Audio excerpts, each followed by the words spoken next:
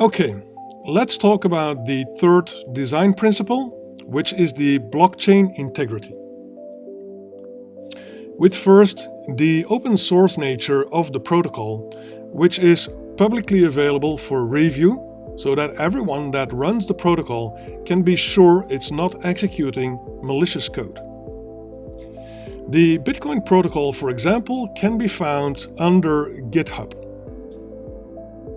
Another element that ensures the integrity at the protocol level is that the protocol changes are the result of a consensus among the network community and its stakeholders.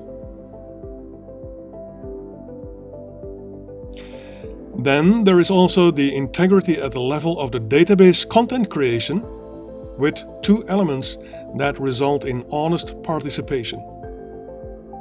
First, the incentive. When creating an honest new block, then you receive new bitcoins and transaction fees, which are the return on investment you made in infrastructure and energy. Second, the game theoretic aspect.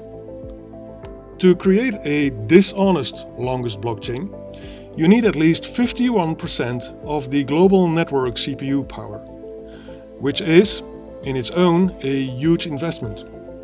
If you already manage to gather that investment, well, then the result of using that 51% honestly, and thus collecting rewards in the form of new bitcoins, will always be bigger than dishonest action that anyway will be detected and will destroy trust in the system and thus also the value of the hacker's own wealth.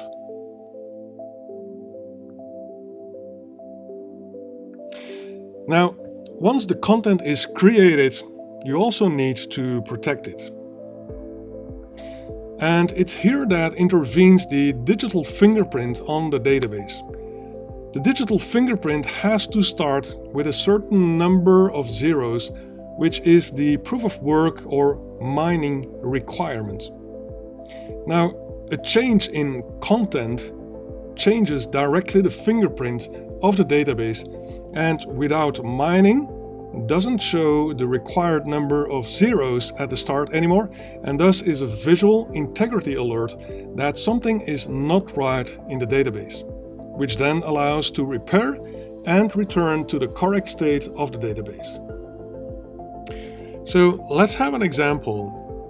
We see here that someone tampered with the content of a block. Now, that invalidates the fingerprint because there are not the required number of zeros anymore at the beginning, and thus we have a database integrity alert.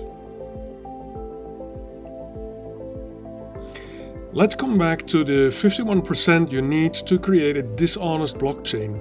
And let's suppose an actor that doesn't care about the game theoretic aspect that says that dishonest behavior is unprofitable.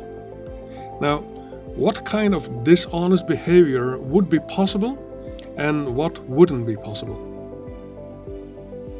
First, the possible dishonest behavior in case you have at least 51% of the network computing power. He could create a new longest blockchain that commits a double spending act by replacing one of his own paying transactions with one to another recipient. Or he could cancel previously made transactions by others in order to boycott them. What is not possible as dishonest behavior is the following. He could not transfer money from others to himself because he doesn't have the private key to sign digitally such transaction. We'll treat private and public keys later in the course. And he could not create money out of nothing for himself because the only way to have newly created bitcoins for himself is by having your newly created block with its reward transaction included being accepted by the network. See you in the next video.